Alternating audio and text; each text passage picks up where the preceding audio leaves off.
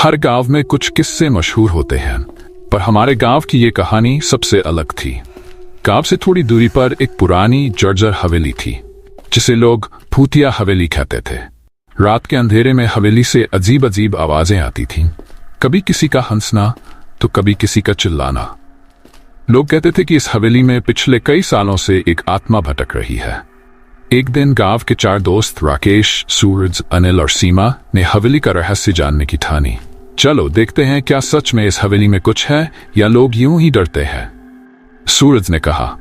पहले तो बाकी सब हिचकिचाए, लेकिन थोड़े साहस और मस्ती में सब मान गए। रात के गहरे सन्नाटे में चारों हवेली के अंदर पहुंचे। हवेली की टूटी हुई खिड़कियां और दीवारों पर जमी धूल देखकर ही अंदाजा हो गया कि ये जगह सालों से वीरान है। सन्नाटे में हर कदम की आवाज गूंज रही थी, जैसे कोई उनका पीछा कर रहा हो। अचानक राकेश को किसी ने पीछे से पुकारा, राकेश, राकेश। उसने पलटकर देखा, पर कोई नहीं था। उसकी सांसें तेज हो गई। सीमा ने उसे हिम्मत बुधाई और कहा, यह बस तुम्हारा भ्रम है। पर जैसे जैसे वो अंदर बढ़ते गए, वैसा लगता गया कि कोई उनकी हर हरकत को देख रहा है। वे एक पुराने कमरे में पहुंचे। कमरे में एक पुराना पेंटिंग था, एक सुंदर औरत की तस्वीर। उसकी आंखों में गहरी उदासी थी, जैसे वो किसी से कुछ कहना चाहती हो। सूरज ने मजाक करते हुए कहा, शायद ये ही हवेली की भूत है। लेकिन जैसे ही उसने पेंटिंग को छुआ, एक ठंडी हवा का झोंका पूरे कमरे में फैला और दरवाजे खुद ब खुद बंद हो गए। अब चारों पूरी तरह से डर गए थे। कमरे में धीरे धीरे रोशनी कम हो रही थी। तभी एक धीमी सी आवाज सुनाई दी, मुझे यहां से आजादी चाहिए, मुझे यहां से आजादी चाहिए। यह सुनते ही सीमा ने कहा, यह कौन बोल रहा है? तभी सामने की दीवार पर खून से लिखा हुआ संदेश दिखा, जो यहां आएगा कभी लौटकर नहीं जाएगा।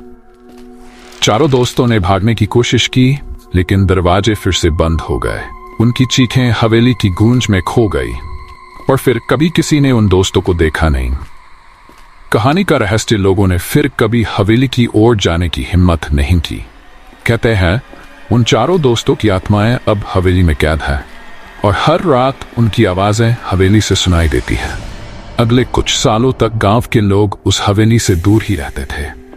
जो भी उस हवेली के जाने की हिम्मत करता, वो वहां से लौटकर कभी नहीं आता। धीरे धीरे लोग हवेली को लेकर और भी अजीब कहानियां करने लगे। कोई कहता कि वहां पर कोई तांत्रिक साधना करता है, तो कोई कहता कि हवेली में एक आत्मा है जो लोगों की जिंदगी को अपनी ताकत में बदलती है। एक दिन गांव में एक नया परिवार आकर बसा। उस परिवार के मुखिया का नाम विक्रम था, जो अपने 3 बच्चों और पत्नी के साथ वहां रहने आया था। विक्रम एक निडर आदमी था। जब उसने हवेली की कहानी सुनी तो उसने सोचा कि ये सब अफवाहें हैं और कुछ नहीं।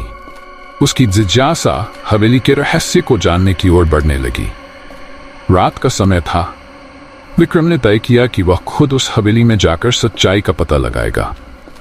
उसकी पत्नी और बच्चे उसे रोकते रहे, लेकिन उसने उनकी एक नहीं सुनी।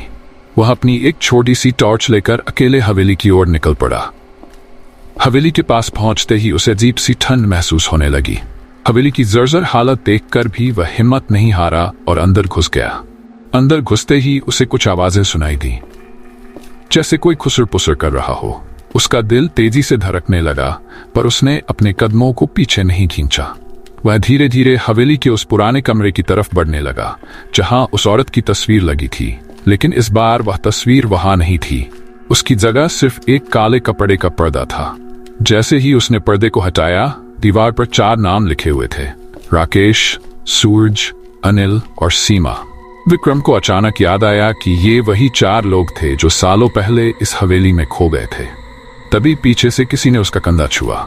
विक्रम ने छत से पीछे पलट कर देखा, पर वहां कोई नहीं था। अचानक कमरे में ठंड और बढ़ गई। एक गहरी आवाज गूंजने लगी, तुम यहां क्यों आए हो विक्रम? विक्रम घबरा गया, पर उसने हिम्मत जुटाई और कहा, मैं इस हवेली का रहस्य जानने आया हूं। लोग कहते हैं कि यहां भूत प्रेत रहते हैं। आवाज ने ठाका मारा और कहा, तुमने सही सोचा विक्रम, यहां आत्माएं हैं, वो आत्माएं जो कभी यहां की सच्चाई जानने आई थीं और अब वो इस हवेली का हिस्सा बन चुकी है। विक्रम ने पूछा, कौन हो तुम चाहते क्या हो? आवाज ने धीरे धीरे एक कहानी सुनानी शुरू की। उसने बताया कि वह आत्मा एक औरत की थी, जिसे अपने पति ने इसी हवेली में मार डाला था। वह औरत अपने बच्चों के साथ इस हवेली में रहती थी, पर उसके पति को शक था कि उसका किसी और से संबंध है। गुस्से में आकर उसने अपनी पत्नी और बच्चों को इस हवेली में कैद कर मार डाला। तब से उस औरत की आत्मा इस हवेली में भटक रही है और हर किसी को सजा देती है जो यहाँ उसकी सच्चाई जानने आता है। विक्रम अब बहुत डर चुका था। उसे समझ में नहीं आ रहा था कि वह कैसे इस भयानक स्थिति से निकले। तभी आवाज ने कहा, अगर तुम यहां से बचना चाहते हो तो मुझे इस हवेली से आजाद कर दो। विक्रम ने हिम्मत करके पूछा, कैसे? आत्मा ने कहा, इस हवेली की नींद में मेरे बच्चों की हड्डियां दबाई गई थीं। उन्हें मुक्त कर दो, मैं यहां से हमेशा के लिए चली जाऊंगी। विक्रम ने जल्दी से एक फावड़ा ढूंढा और हवेली की नींद खोदनी शुरू की। जैसे ही उसने बच्चों की हड्डियां बाहर निकाली, पूरी हवेली में तेज हवा चलने लगी और काले बादल छा गए। एक आखिरी चीख के साथ आत्मा हवेली से आजाद हो गई। विक्रम जान बचाकर गांव वापस आया। उसने गांव वालों को सारी घटना बताई और हवेली को हमेशा के लिए बंद करवा दिया। कहते हैं उस दिन के बाद हवेली से कभी किसी तरह की आवाज नहीं आई। लेकिन आज भी अगर आप रात के सन्नाटे में हवेली के पास जाएंगे तो एक हल्की सी सरसराहट सुनाई देगी, जैसे कोई कह रहा हो, मुझे आजादी मिल गई, मुझे आजादी मिल गई। इस घटना के बाद गांव के लोग थोड़े चैन से जीने लगे थे। हवेली का नाम लेते ही एक ठंडी सिहरन महसूस होती थी, लेकिन विक्रम की बहादुरी की कहानी भी हर किसी की जुबान पर थी। गांव के बुजुर्ग मानते थे कि हवेली की आत्मा ने अब सुकून पा लिया है और अब किसी को उस जगह जाने की जरूरत नहीं है। लेकिन कुछ महीनों बाद गांव में अजीब घटनाएं फिर से होने लगीं। गांव के लोग कहने लगे कि रात में किसी औरत की परछाई कभी कभी हवेली के पास दिखाई देती है। कई लोगों ने बताया कि जब वे हवेली के पास से गुजरते थे तो उन्हें ऐसा लगता जैसे कोई उनकी ओर देख रहा है, आंखों में एक ठंडी काली नजर के साथ। एक दिन गांव के कुछ नवयुवकों ने सोचा कि ये सब महज डर फैलाने वाली अफवाहें हैं। वे उत्साहित होकर हवेली की ओर जाने का फैसला करते हैं। विक्रम ने उन्हें समझाने की कोशिश की, तुम्हें नहीं पता कि मैंने वहां क्या देखा था, ये कोई अफवाह नहीं है। लेकिन वे युवकों ने उसकी बातों को अनसुना कर दिया और शाम होते ही हवेली की ओर निकल पड़े। जब वे हवेली के करीब पहुंचे तो आसमान में अजीब सी हलचल शुरू हो गई। तेज हवाएं चलने लगीं और पेड़ की शाखाएं एक अजीब सी सरसराहट करने लगीं। युवकों में से एक ने हिम्मत दिखाते हुए कहा, चलो ये सब डराने के लिए है, हम कुछ डरेंगे नहीं। लेकिन जैसे ही वे हवेली के दरवाजे के पास पहुंचे, दरवाजा खुद ब खुद चरमराहट के साथ खुल गया। अंदर घुसते ही उन युवकों को एक अजीब सी ठंडक महसूस होने लगी। हवेली के कमरे अब वैसे नहीं थे जैसे विक्रम ने उन्हें देखा था। हर कोने में अजीब सी काले रंग की परछाइयां थीं। एक युवक ने हिम्मत करके अपनी टॉर्च ऑन की और जैसे ही उसने दीवारों पर टॉर्च की रोशनी डाली, उसे खून से सने हाथों के निशान दिखे जो जैसे दीवारों पर खिंचे हुए थे। युवकों के दिलों की धड़कनें बढ़ गईं। उनमें से एक ने डरते हुए कहा, शायद हमें यहां नहीं आना चाहिए था। लेकिन अब पीछे मुड़ने का कोई रास्ता नहीं था क्योंकि दरवाजा बंद हो चुका था। अचानक एक धीमी फुसफुसाती हुई आवाज हवा में गूंजने लगी, तुमने मुझे आजादी दिलाई पर मेरे बच्चों को सुकून नहीं मिला। ये सुनते ही युवकों की रूह कांप उठी। उनमें से एक ने कहा, यहां से निकलना होगा। लेकिन जैसे ही उन्होंने दरवाजे की ओर दौड़ लगाई, दरवाजा एक जोरदार आवाज के साथ बंद हो गया। विक्रम की बताई कहानी उनके दिमाग में घूमने लगी। उन्हें समझ में आने लगा कि आत्मा अब भी पूरी तरह से मुक्त नहीं हुई थी। वह सिर्फ अपनी बात को पूरा करवाने के लिए विक्रम से झूठ बोलकर चली गई थी, लेकिन वह अब भी हवेली में फंसी हुई थी। युवकों ने मिलकर एक योजना बनाई।